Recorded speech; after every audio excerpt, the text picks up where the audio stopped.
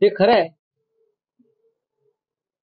राजकारणामध्ये तुम्ही कितीही एकमेकांवर टीका केली तरी संकटकाळी सह्याद्रीच हिमालयाच्या मदतीला जात असते. ज्या अर्थी शरद पवारांनी हे सांगितलेलं आहे त्या अर्थी गेल्या अनेक वर्षात अशा काही घटना आणि घडामोडी घडलेल्या आहेत त्याचा सारांश त्यांनी सांगितला. म्हणजे मला तर पूर्ण माहिती आहे की नरेंद्र मोदींना ज्या दोन प्रमुख लोकांनी मदत केली, नरेंद्र मोदी आणि अमित शहा, ते शरद पवार आणि आता isakal.com आहे देशातील नंबर 1 ची मराठी न्यूज वेबसाईट. प्रत्येक अपडेटसाठी isakal.com ला नक्की भेट द्या. हिंदू हृदय सम्राट बाळासाहेब ठाकरे मी माझ्या पुस्तकात लिहिलं आहे आणि हे वारंवार झाले राष्ट्रीय स्तरावर आंतरराष्ट्रीय स्तरावर. महाराष्ट्राने ह्या नेत्यांना मदत केली पण त्या मदतीचे पांग कसे फेडले हे सुद्धा आपण पाहिलं. बोलूया आता पण देशावरच्या संकटावेळीही शरद पवार केली आहे ना. असं आहे की याचं कारण असं आहे की त्यांचा देशाचा कृषी मंत्री म्हणून असलेला अनुभव, त्यांचा संरक्षण मंत्री म्हणून त्यांनी केलेलं काम आणि त्या संदर्भातला अनुभव आणि आजही आंतरराष्ट्रीय स्तरावर त्यांचे असलेले संबंध, अभ्यास, याचा उपयोग शेवटी मग सरकारच्या केंद्रातल्या लोकांना करून घ्यावा लागतो. ही परंपरा आहे. पण एरवी राजकारणामध्ये चिखलफेक करणारे तेव्हाही विसरतात की आपण या माणसावर या नेत्यावरती काय चिखलफेक केली. तर ठीक आहे, देश आहे आपला. राऊतसाहेब, 27 तारखेला उद्धव ठाकरे मुंबईतील उपशाखा प्रमुखांना मेळाव्यात मार्गदर्शन करण्यासाठी, 2 दिवसापूर्वी राज ठाकरेंनीही त्यांच्या कार्यकर्त्यांना मार्गदर्शन केले. सगळेच पक्ष स्थानिक स्वराज्य संस्था आणि महापालिका निवडणुकीच्या तयारीच्या दृष्टीने कामाला लागले आहेत. असं असताना मोर्चाची ही आखणी होते आहे. काय आतापर्यंतची डेव्हलपमेंट आहे? मुंबईसह महाराष्ट्र ढवळून काढणार आहोत. मुंबईसह महाराष्ट्र ढवळून काढणार आहोत. काही लोक भ्रष्टाचार आणि पैशाचा अतिरेकी वापर करून महाराष्ट्र आपल्या हातात ठेवू इच्छित आहेत. आम्ही म्हणजे माननीय शिवसेना पक्षप्रमुख उद्धव ठाकरे असतील, महाराष्ट्र नवनिर्माण सेनेचे अध्यक्ष माननीय राज ठाकरे असतील, आम्ही महाराष्ट्र विचाराला आणि संघटनात्मक बांधणीच्या माध्यमातून ढवळून काढू. मोर्चात आहेच सर्वपक्षीय. त्या सर्वपक्षीय मोर्चामध्ये अर्थात मोठं योगदान हे शिवसेना आणि महाराष्ट्र नवनिर्माण सेनेचंच असणार आहे. तो मोर्चा तर विराट होईलच. पण उद्याच्या महानगरपालिका निवडणुकीच्या दृष्टीनं सुद्धा तळागाळातला कार्यकर्ता, गटप्रमुख, उपशाखा प्रमुख, यादी प्रमुख या सगळ्यांना योग्य मार्गदर्शन करणं आणि जमिनीवर घट्ट उभं राहणं. हा जो हल्ला चालू आहे पैशाचा, भ्रष्टाचाराचा, यंत्रणेच्या गैरवापराचा, त्याविरुद्ध शेवटी कार्यकर्ता ठामपणे लढतो. म्हणून माननीय उद्धवजींनी उपशाखा प्रमुखांचा मेळावा मुंबईतल्या हा 27 तारखेला घेण्याचं ठरवलं आहे. आणि मला वाटतं 4 दिवसापूर्वी श्री राज ठाकरे यांनी यादी प्रमुख, मतदार यादी प्रमुखांना त्यांच्या कार्यक्रम, त्यांच्या एका मेळाव्यासाठी जे पाहिलं आपण मेळाव्याचं भव्य स्वरूप, 2 पक्ष एकत्र येऊन कार्यकर्त्यांना ताकद देते. पण राऊतसाहेब, महायुतीचे नेते असं म्हणता आहेत की पराभव समोर दिसतो आहे त्यामुळे एक नॅरेटिव्ह सेट केला जातो. जसं लोकसभा निवडणुकीतही एक नॅरेटिव्ह सेट केला गेला की संविधान बदलण्यात येईल, तसं आता अगोदरच एक पराभवाची काय कारण म्हणून निवडणूक आयोग आणि संपूर्ण मतदान प्रक्रियेवर प्रश्न उपस्थित करून एक नॅरेटिव्ह सेट केला जातो विरोधकांनी. असं कोण म्हणतंय? महायुतीचे नेते. महायुतीला कोणी नेते आहेत का? आहेत ना. फडणवीस नेतृत्व करतात, अजित पवार करतात, एकनाथ शिंदे करतात. असं तुम्ही म्हणताय. पण या महायुतीचा महाराष्ट्रात विजय झालेला नसून मतचोरीच्या माध्यमातून, घोटाळ्यांच्या माध्यमातून, पैशाच्या माध्यमातून त्यांनी हा विजय प्राप्त केला. आणि नॅरेटिव्ह सेट करणं जे म्हणताय हा एक राजकीय भाग आहे. तुम्ही काय केलं इतके वर्ष? नरेंद्र मोदीने काय केलं? अमित शहा काय करतायत? देवेंद्र फडणवीस काय करतायत? लोकांपर्यंत विचार पोहोचवण्यासाठी त्या दृष्टीनं आखणी, योजना आणि बांधणी करावीच लागते. तुमच्या भ्रष्टाचारासंदर्भात तुम्ही ज्या पद्धतीनं निवडणुका जिंकत आलात त्या संदर्भात लोकांपर्यंत पोहोचायचं असेल तर तुम्ही म्हणताय त्या भाषेमध्ये काय नॅरेटिव्ह वगैरे सेट करावं लागतं. नॅरेटिव्ह सेट केलं. नॅरेटिव्ह फेक नसतो. नंबर एक, फेक नॅरेटिव्हची जी योजना आहे ती अंमलात आणण्याचं काम भाजपने केलं. फेक नॅरेटिव्ह राहुल गांधी विषयी, उद्धव ठाकरे साहेबांविषयी, राज ठाकरेंविषयी, काँग्रेसच्या पुढाऱ्यांविषयी हे भारतीय जनता पक्षाच्या आयटी सेलने काम केलेलं आहे, सुरू केलं. आम्ही नाही. आणि आम्ही काय फेक नॅरेटिव्ह, तुम्ही मतदार यादी घोटाळे केलेत की नाही हे पुराव्यासह आम्ही समोर आणलेलं आहे. तुमच्याकडे उत्तर नाही आहे. आम्ही निवडणूक आयोगाला प्रश्न विचारतो आहोत. मी परत परत सांगतोय, निवडणूक आयोगाला आम्ही प्रश्न विचारल्यावर निवडणूक आयोगाने आम्हाला उत्तर द्यायला हवं. निवडणूक आयोगाने भारतीय जनता पक्षाच्या लोकांना का वकील म्हणून नेमलंय का? सांगा ना. निवडणूक आयोगानं भारतीय जनता पक्षाच्या लोकांना वकील म्हणून नेमला असेल तर त्यांनी सांगावं की आम्ही निवडणूक आयोगाचे वकील आहोत. आम्ही जे म्हणतो की निवडणूक आयोग आणि भारतीय जनता पक्ष आणि त्यांचे बगलबच्चे हे हातात हात घालून काम करतात. त्यांची पार्टनरशिप आहे आणि त्या पार्टनरशिप मधून विधानसभेचा विजय त्यांनी मिळवला. हे स्पष्ट आहे. हे काय नॅरेटिव्ह आहे? हे सत्य आहे. लोकांनी मान्य केलंय. साहेब, मतदार याद्यांमध्ये 96 लाख बोगस मतदार असल्याचा आपण गौप्यस्फोट केला होता. तर ही जी यादी आहे, ही जी नावं आहे, ही आपण प्रसिद्ध सार्वजनिकरित्या किंवा मीडियासमोर का करत नाही असं विरोधक सत्ताधाऱ्यांचा माहिती बघा, असं आणि करणार का तुम्ही ती प्रसिद्ध? 100% करणार. का करणार नाही? आतापर्यंत आम्ही हजारो नावं, दुबार नावं समोर आणली. खरं म्हणजे हा प्रश्न त्यांनी, हे जे आहेत हा प्रश्न त्यांनी बेलापूरच्या आमदार बंदा म्हात्रे यांना विचारायला पाहिजे.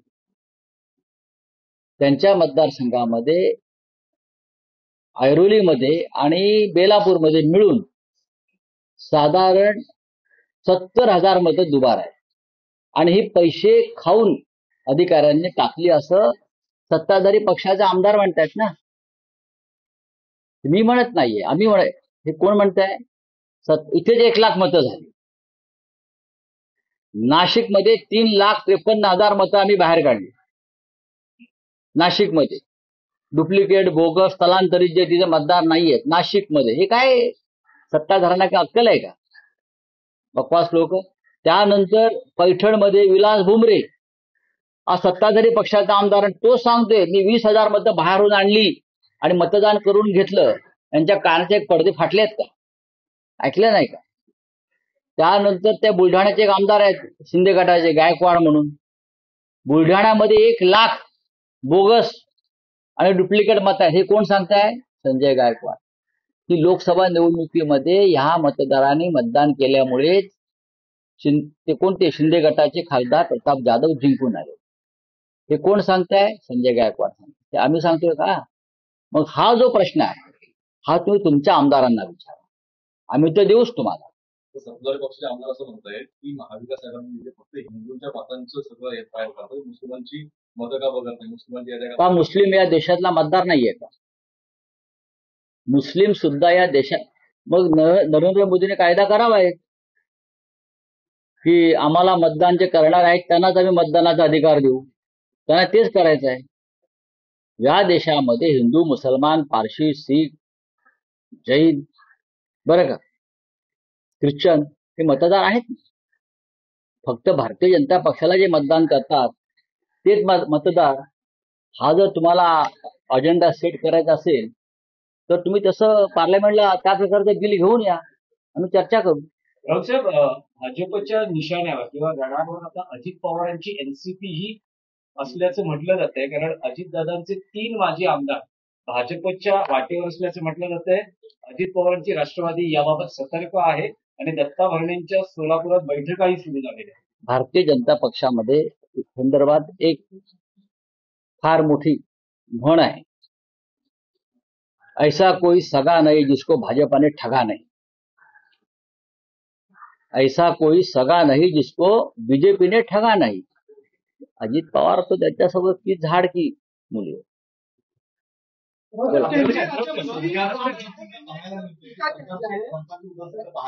कुठे सोलापूरमध्ये पूर येऊन गेला, मात्र अद्यापही लाईट जे आहे ते आलेलं नाही. त्यामुळे जनरेटरवरती कंदील दिवे लावून आहे त्यांनी दिवाळी साजरी केली. सरकारने अजून लाईट दिली नाही त्या ठिकाणी.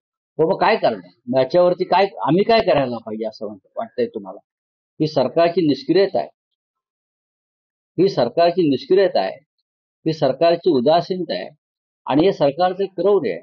सरकार जे म्हणते, देवेंद्र फडणवीस जे म्हणतात ना वारंवार की पूरग्रस्तांच्या पाठीशी उभे राहू आणि त्यांना काही कमी पडू दिलं जाणे. अहो, लाईट आणि पाणी तरी द्या. की केवळ जोरदार भाषणे आणि वक्तव्य महाराष्ट्र नेतृत्व करता येणार नाही. ते जे आज करत आहे ते संकुचित आणि कुटील राजकारण असून ते मुंबईच्या आत्म्याला दुखावणारे आहे, असं कोण म्हणतं? असं केंद्रीय राज्यमंत्री कोणाविषयी म्हणताय? राज ठाकरेंविषयी त्यांनी टीका केली. बोलू द्या. राज ठाकरे साहेब, आणि मी भाजपचा मोदींचा भक्त आहे आणि भाजप माझा घर आहे. कालच्या दिवाळी पहाट असं कोण म्हणताय? कोण आहे ते? दिवाळी पहाटच्या गाड्या आ? मराठी अभिनेते. अच्छा, ते भाजपचा महापौर म्हणतात. नक्की मराठी आहेत ना ते?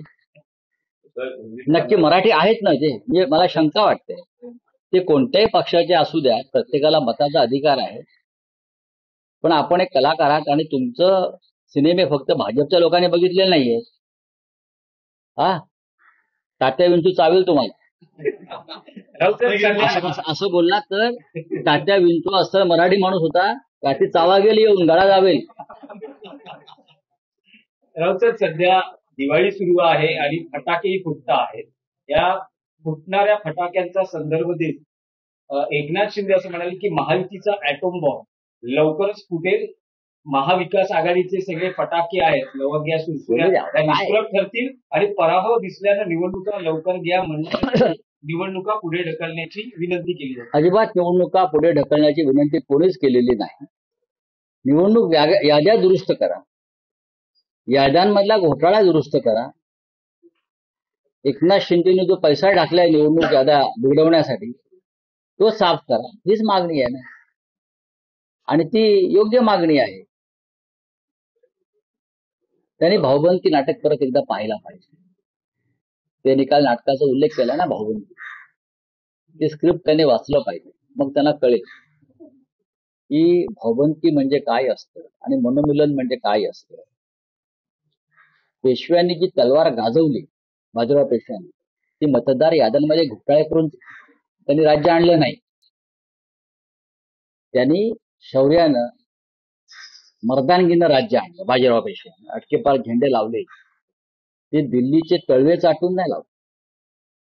बाजीराव पेशवे हा दिल्लीचा गुलाम नव्हता. बाजीराव पेशव्यांनी अफगाणिस्तान, कंधार अटकेपार झेंडे लावले, ते तलवारीच्या आणि स्वाभिमानाच्या टाकीवर लावले. हे भाऊबंदीचं उदाहरण देणाऱ्याने समजून घेतलं पाहिजे. बाजीरावाला दिल्लीचं तख्त घाबरत होतं, कारण भाऊबंदीतला बाजीराव किंवा पेशवे हे एकनाथ शिंद्यांप्रमाणे लाचार होते. धन्यवाद. झालं आहे का? ही बैठक होणार आहे का?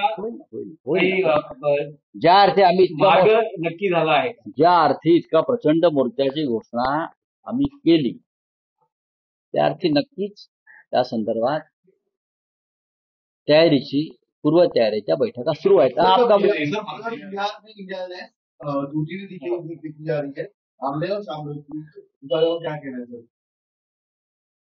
उसके लिए कौन जिम्मेदार? हम सब लोग राहुल गांधी जी के और तेजस्वी यादव के वोट अधिकार यात्रा में पटना में गए थे. तब हमने कहा था, दोनों से कहा था कि चुनाव की घोषणा होने से पहले सीटों का बंटवारा अगर नहीं हो गया तो लोग आपको माफ नहीं करेंगे. आखिर तक आप लड़ते रहेंगे सीट के लिए और आप भारतीय जनता पार्टी को एक तरह से आप इस प्रकार से मदद कर रहे हैं. आज यही हो रहा है दुर्भाग्यवश.